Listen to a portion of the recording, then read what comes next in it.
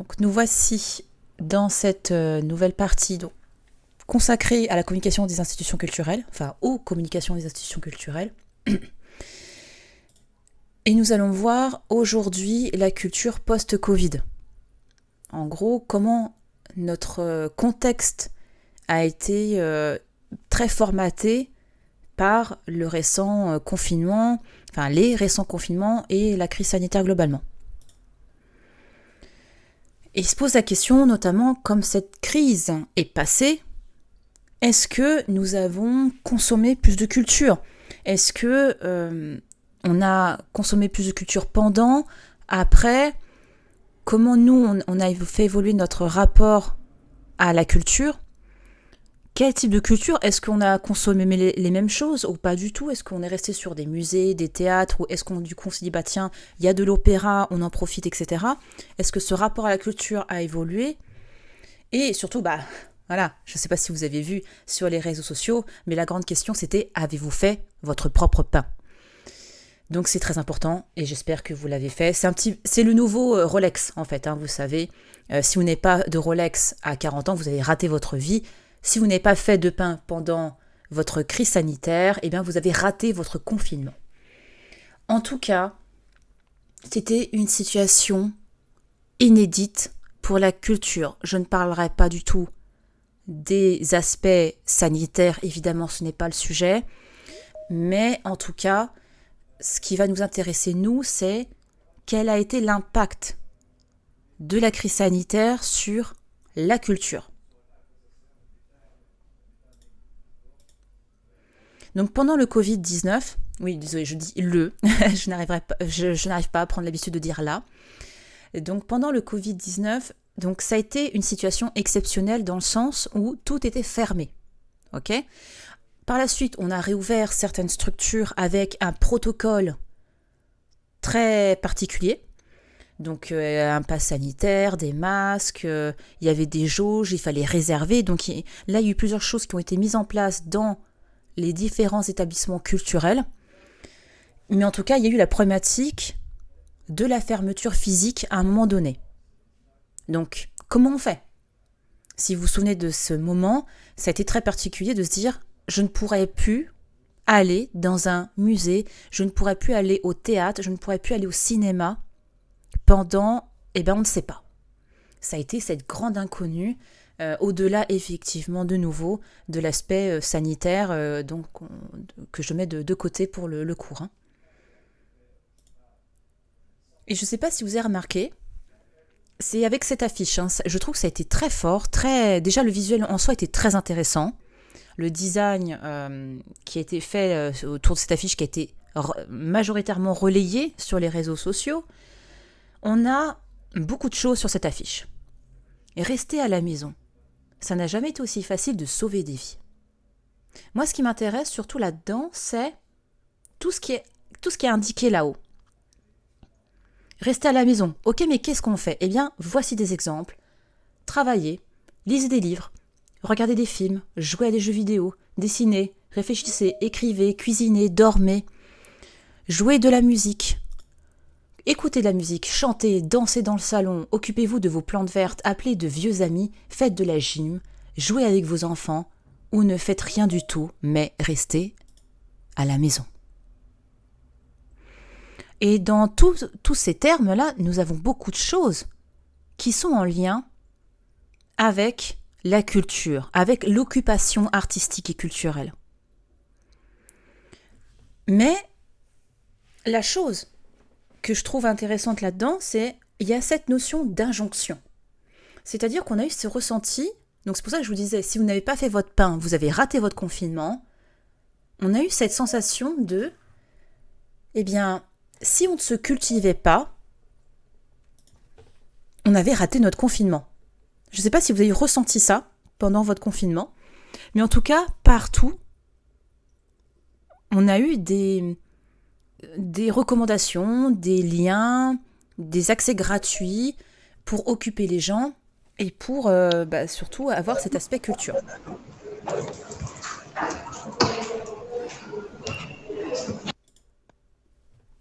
Et cette Ça, du coup, on a eu énormément d'offres culturelles en ligne, gratuites. Si vous vous souvenez de la chose, on a eu beaucoup notamment des opéras, des pièces de théâtre, des musées qu'on pouvait visiter virtuellement. Mais fondamentalement, on se pose la question de si on n'avait pas eu ce moment de culture, il y aurait peut-être une culpabilisation. Et en l'occurrence, est-ce que, sans le vouloir, on a essayé de culpabiliser les gens? Vous voyez, une sorte de culpabilité inconsciente. Nous, en tant qu'individus, de ne pas s'être, je ne sais pas, adonné à la guitare, avoir pris des cours de guitare, de dire qu'est-ce que j'ai fait de mon temps qui était réservé à rien, et donc potentiellement à la culture. Comme si la culture et le rien étaient très liés, en fait, la notion de temps libre. Et il se pose la question, du coup, qu'est-ce qu'on a fait pendant ce confinement et est-ce qu'on a eu un retour à la normale? Donc, on a heureusement quelques études qui ont eu justement cet intérêt pour cette problématique-là, et on a eu des retombées très intéressantes. Donc, l'étude, je l'ai mise à la fin en bibliographie, donc sur le support de cours, et il s'avère qu'il y a eu un engouement incroyable pour les pratiques artistiques en amateur. Les gens qui apprennent à jouer d'un instrument, qui écrivent des journaux, qui se mettent à la création artistique, vraiment des choses très variées, mais de manière amateur. Il s'est posé aussi la question de l'âge. Pareil, super intéressant, on s'est rendu compte qu'il y avait un effacement des écarts d'âge dans les pratiques. C'est-à-dire que peu importe la pratique, il y avait de tous les âges. Et ça, c'est super intéressant aussi parce que ça comprend vraiment des secteurs auxquels on ne s'attendait pas. Par exemple, le jeu vidéo. On a pu aussi constater le fait que des catégories sociales qui à l'origine étaient caractérisées comme étant étrangères à ces questions-là, en gros, on s'est dit, je schématise, mais ouais, les ouvriers ne vont pas se cultiver. Eh bien, bam! Au contraire, il s'est avéré que les personnes en situation professionnelle, on va dire modeste, se sont énormément cultivées. Et ça a été une claque en fait, parce qu'on s'est dit, en gros, ce n'est que pour l'élite. Non, pas du tout. C'était une question de temps. Parce que les gens, quand ils bossent en usine, ou qu'ils font les 3-8, ou qu'ils ont des emplois précaires et compliqués, c'est chiant en fait. Quand vous finissez votre journée de boulot, vous êtes broyé, vous n'avez pas envie de vous cultiver. Et là, ils avaient le temps. Donc, ils se sont cultivés. Ils font partie des personnes qui ont eu la plus grande, on va dire, pas amélioration, mais le développement, vraiment la progression, une très grande progression du nombre de personnes qui sont de catégories socio-professionnelles plus modestes, type employés, ouvriers, qui se sont cultivées. Et on s'est rendu compte que ces pratiques artistiques étaient on ne peut plus variées. Musique, vidéo, l'art, les jeux vidéo, etc. Et aussi, la vidéo. La vidéo a eu une très très vaste audience, une très grosse marge de progression aussi, notamment dans les techniques de montage. Les gens ont appris à faire des vidéos en masse pendant le confinement. Ils sont devenus créateurs de contenu en fait. Même si c'était en amateur ou pour se faire plaisir, eh bien ils ont créé des vidéos. Ils ont appris à ce moment-là. Et la consommation, bien évidemment. Donc ça aussi, pour l'évolution de la communication, la vidéo a notamment été développée par cette période. Et aussi, autre constat de cette étude, à plusieurs c'est mieux, c'est-à-dire que les activités, donc quand les personnes étaient toutes seules chez elles, elles essayaient de potentiellement se connecter et être à plusieurs, par exemple là. C'est ce que j'avais fait, c'est ce que je vous montre là. Donc en fait là, ce sont plusieurs personnes qui sont connectées, qui étaient toutes seules chez elles, qui sont connectées et qui ont joué. Et quand on est dans un foyer où il y a plusieurs individus, peu importe l'âge, les gens ont fait des choses ensemble, des choses artistiques. Parce que oui, ça implique de la sociabilisation. De nouveau, pendant le Covid, gros moment de solitude. Donc besoin de partager des choses avec des gens, de casser de casser ce vide, cette sensation de vide. Et eh bien, il y a aussi les enfants qu'il fallait occuper.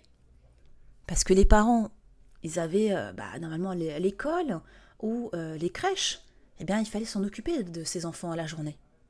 Parce que c'était fermé. D'où pratique artistique à plusieurs. Et en plus, ça a permis d'avoir ce rapport, on va dire, actif à la culture, c'est-à-dire que on va exprimer le moi. Parce que le moi était complètement bousillé pendant le confinement. On avait les masques, on avait... on était chez soi, on avait aussi ce rapport étrange avec les logiciels de visionnage, de visioconférence, où on avait le rapport au moi en permanence, rien que là moi je me vois dans l'écran, et ça a déclenché du coup un rapport spécifique au regard qu'on peut porter sur soi.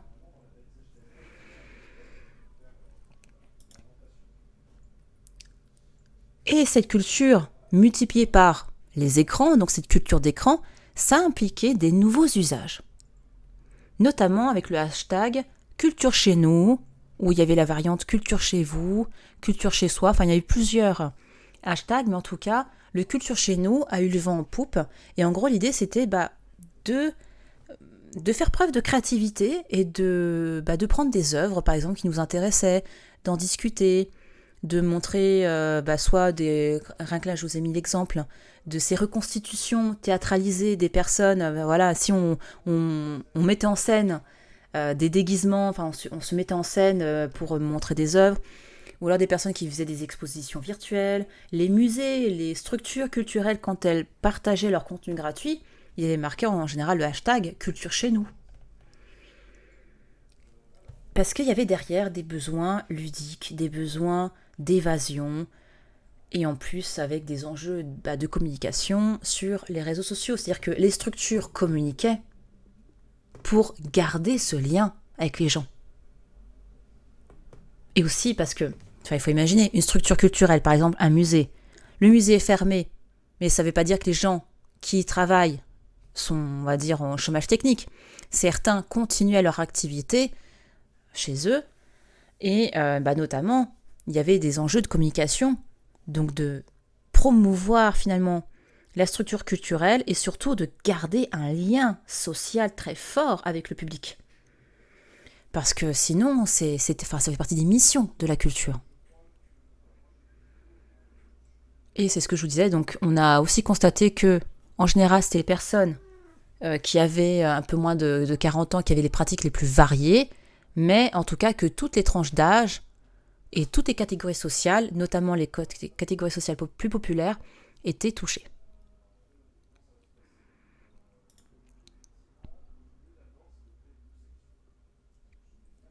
S'il y a des questions, n'hésitez pas dans le chat ou à lever la main s'il y a besoin. Okay,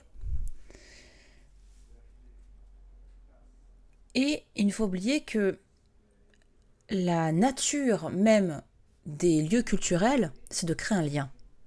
Là, j'avais trouvé cette citation de Mikhail Piotrowski, directeur du musée de l'Ermitage, qui était vraiment très, très intéressante. C'était avant le confinement, je crois de mémoire. Ah non, c'était pendant. En gros, il disait « Les musées créent des liens, ce sont des ponts et c'est très important. Le musée ne nous appartient pas. Il appartient aux générations passées et futures. Nous sommes là juste pour le garder. » Et je trouve que ça veut dire beaucoup de choses. C'est parce qu'on a justement cette importance du lien. Le rôle de la culture, c'est de maintenir ce lien, cette socialisation. Plus que finalement de dire quel est le courant auquel appartenait Manet. Vous voyez, finalement, ça, on s'en fout. C'est comment cette information va pouvoir aider quelqu'un à se sociabiliser. C'est plutôt ça qui va intéresser.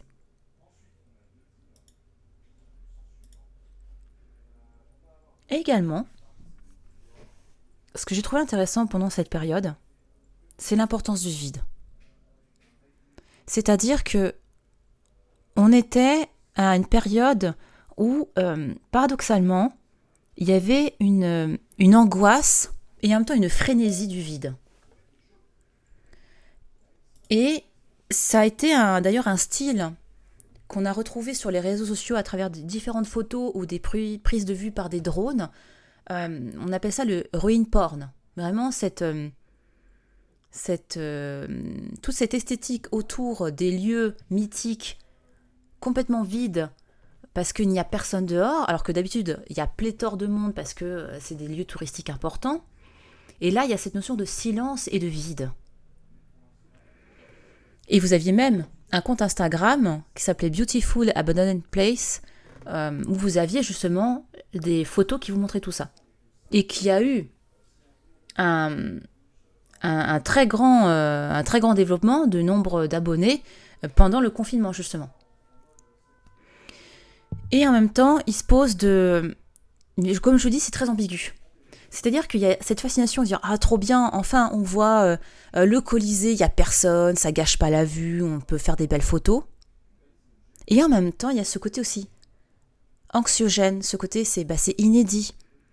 En gros, on ne reverra peut-être pas ça avant des années. Après, il y a aussi peut-être une petite sensation de fin du monde, un petit peu, vous voyez, Walking Dead style, hein, vraiment ce côté un peu... où est l'humanité ? Où sont les gens ? Cette notion de vide, de silence, comme si tout était ralenti. Et en même temps, peut-être, l'engouement pour ça, est-ce que ça ne mettait pas aussi en avant notre peur des autres ? La peur d'être contaminé par les gens. Donc vraiment, de nouveau, on était sur des paradoxes permanents à ce niveau-là. Parce que de nouveau, là je reparle un petit peu de tout ce qui est impact psychologique du Covid pour servir mon propos. Donc c'est juste pour mettre en avant le fait que, il se pose la question pendant le confinement de la fatigue du distanciel. Rien que moi, en tant qu'enseignante, je l'ai vu. Vous, en tant qu'étudiant, vous l'avez vécu. On l'a tous vécu en fait, cette fatigue du distanciel, comme tout était en distanciel. On en avait marre. C'était vraiment un ras-le-bol. Et ça, c'est ce qu'on appelle un principe de pharmakon. C'est un terme grec. En gros, le pharmakon, c'est à la fois le poison et le remède. C'est-à-dire qu'il y a des choses qui vont être nécessaires, mais qui vont vite être vues comme un poison. Et en l'occurrence, le distanciel, à un moment donné, c'était la solution, mais ça a été vu comme un accélérateur des problématiques de société, des violences, de la solitude, etc. Mais en même temps, on n'avait que ça. Un autre exemple de pharmakon, vous avez notamment l'invention de l'écriture par rapport à la transmission orale. En gros, on pensait à un moment donné que la transmission orale allait se perdre parce qu'on allait tout passer par écrit. En gros, il y a aussi cette peur. Et là, c'est la même chose. On se disait, est-ce que le tout allait passer distanciel ? Et du coup, comment on allait faire ? Mon Dieu, au secours ! Sauf que, en général, ce qui se passe, c'est que le distanciel appelle le présentiel appelle le distanciel. En gros, ce sont des cycles en permanence. C'est-à-dire que, vous l'aurez compris, je commence un petit peu à empiéter sur la partie suivante. C'est-à-dire qu'une fois les musées et tous les lieux qui ont pu rouvrir, il y a eu une frénésie des gens. Et après cette frénésie, les gens en ont eu marre de nouveau. Ils ont dit, finalement, le télétravail, c'était bien. Vous voyez, ce sont des cycles en permanence. Et en plus, autre impact psychologique, c'était le climat qui était extrêmement anxiogène. On avait des chiffres, les décès au jour le jour. On avait la solitude, le fait de ne pas retrouver sa famille, ses amis pour différents événements. On avait un temps qui était libre, mais un temps contraint. Une sorte de paradoxe incroyable quand on y pense. D'où les injonctions. Cultivez-vous en fait. Vous avez que ça à faire. Donc c'était un temps faussement libre parce c'est comme si on était à une sorte de, même si la comparaison elle peut être un peu bizarre, mais une forme d'emprisonnement. Sauf qu'il y avait quand même des moments où on pouvait sortir, mais globalement, ça a été très compliqué. C'est comme si tout le pays était emprisonné du jour au lendemain. En plus, dans certains lieux, il y avait clairement des problématiques spatiales, c'est-à-dire qu'il y a des personnes qui se retrouvaient à plusieurs dans un environnement très petit, donc potentiellement beaucoup de bruit, beaucoup de fatigue. Comment on fait lorsque quelqu'un nous énerve, on va sortir, on va faire autre chose. Là, on ne pouvait pas. En plus, dans certains cas, malheureusement, il y avait déjà des contextes de violence dans les foyers qui se sont amplifiés du fait de l'enfermement. Enfin, certaines personnes se sont retrouvées avec des conjoints ou des parents anxiogènes, voire violents. Évidemment, il y a eu tout ça qui a fait que les personnes se sont retrouvées contraintes dans un espace. Et plus globalement, une peur des gens. C'est ce que je disais par rapport aux places abandonnées, cette fascination pour le vide et en même temps la peur des gens.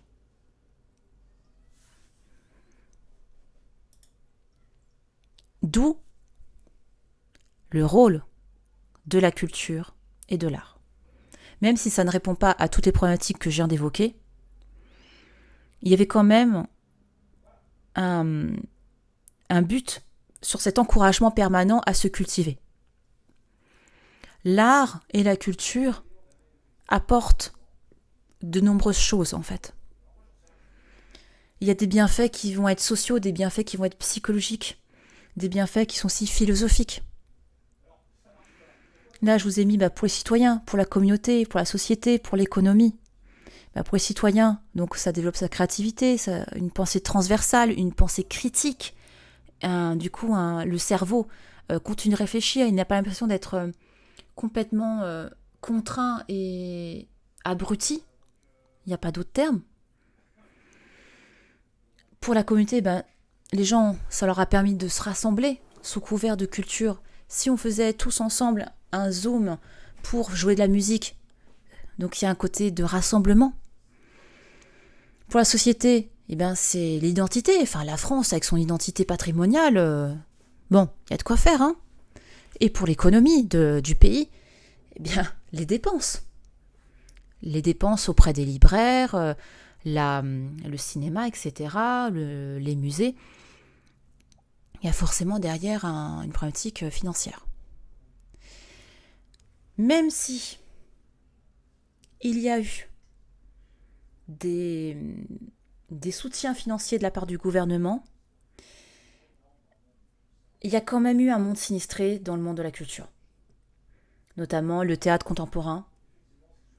On a aussi quelques musées qui ont énormément souffert du confinement. Parce que, globalement, le secteur de la culture, paradoxalement, a été vu comme un secteur non prioritaire. D'ailleurs, si vous vous souvenez, il y a eu un moment donné où les libraires n'avaient pas le droit d'ouvrir. Les commerces avaient le droit d'ouvrir, mais les libraires, non. Parce qu'ils étaient considérés comme étant non prioritaires. Mais ça, c'est parce qu'il y a une vision globale qui est mercantiliste et qui va mettre de côté cette notion de bien-être et surtout une sorte de pragmatisme financier. Mais même si on peut dépenser de l'argent en achetant un livre, en achetant des places de cinéma, etc., financièrement, la culture rapporte moins que d'autres secteurs. Même si ça rapporte quand même beaucoup, mais globalement, on a estimé que la culture était moins rentable que d'autres secteurs. Parce qu'on a une vision pragmatique du bien-être. Et en plus, de nouveau, ce qui est dommage, c'est que la France rayonne par son patrimoine. Donc ça, c'était dommage. Ça a été d'ailleurs une très vive critique, et ça se comprend. Le gouvernement a été très critiqué parce que la France rayonne mondialement par rapport à sa culture. Et en plus, ces lieux culturels ont tardé à réouvrir. Et les protocoles ont parfois été compliqués à mettre en place. Surtout qu'il y a eu une méfiance. Je prends un exemple particulier. Le musée du Louvre a été très atteint par le confinement. Parce qu'ils avaient misé essentiellement sur un public international. Et même quand il y a eu une rouverture des lieux, les frontières n'étaient pas forcément rouvertes. Donc ça impliquait de repenser le local. Donc repenser les visiteurs qui pourraient venir facilement au musée au lieu de penser tous les touristes venant notamment de Chine ou des États-Unis ou autres.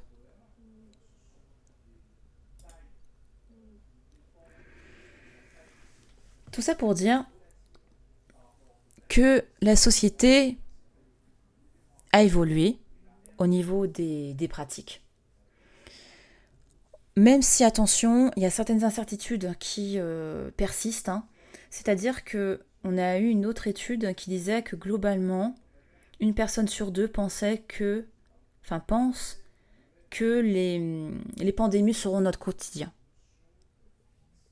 Donc ça implique de réfléchir à tout ça en permanence. Là, je prenais l'exemple du Louvre, et c'est-à-dire que le Louvre repense de nouveau au local, parce que potentiellement, si c'est de nouveau fermé aux frontières, et par exemple, si par exemple la Chine devait de nouveau fermer toutes ses frontières, il faudrait peut-être penser à un autre public que le public chinois. Ou plus globalement, si toutes les frontières referment, il faudra penser au local. Et donc il faut communiquer en fait. D'où le développement de la communication auprès d'un public plus large, mais surtout plus français, plus francophone en tout cas, mais même plus globalement. En gros, on est resté vraiment axé sur la France. Et aussi, donc la chose à retenir, c'est que les publics sont tous intéressés par la culture quand ils ont le temps. Même s'il y a eu cette injonction à se cultiver, globalement, on se rend compte que les pratiques culturelles ont dépassé les différentes catégories sociales et les âges. Et ça, ce qui est intéressant, c'est de se dire que ça, c'est maintenu. Donc, à l'heure actuelle, on a quand même des personnes qui essayent de continuer cet engouement à la culture, même si là, le rapport temps est redevenu délicat. Mais il va se poser la question, dans les années à venir, c'est comment les institutions culturelles vont continuer à faire du numérique pour justement maintenir ce lien.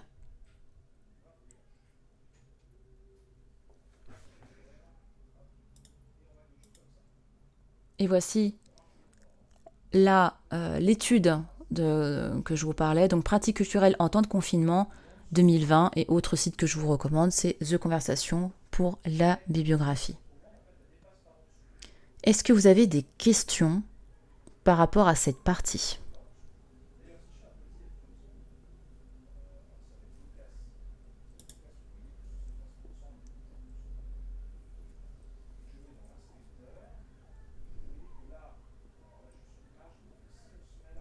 Non, pas de question.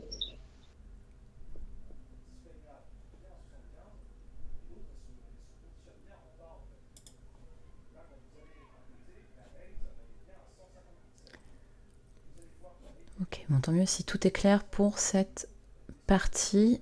Je vous remercie.